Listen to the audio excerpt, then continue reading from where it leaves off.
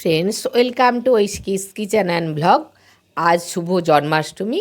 তো জন্মাষ্টমী দিয়েই আমি শুরু করলাম, যেহেতু আমার বাড়িতে পুজো হয়। তো এখন আমাদের গোপাল বাবুকে স্নান করানো চলছে।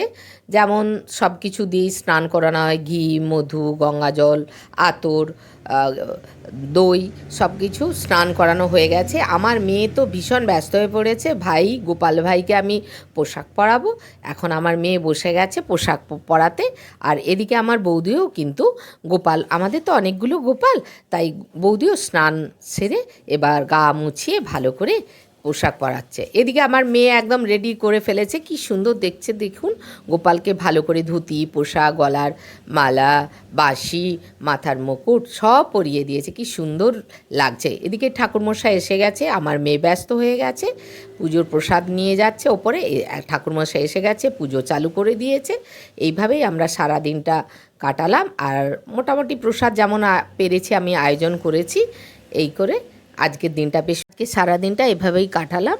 এরপর সন্ধে আরতি হবে। আমরা বেশ সারাদিন কৃষ্ণ প্রেমেই বিভোর ছিলাম।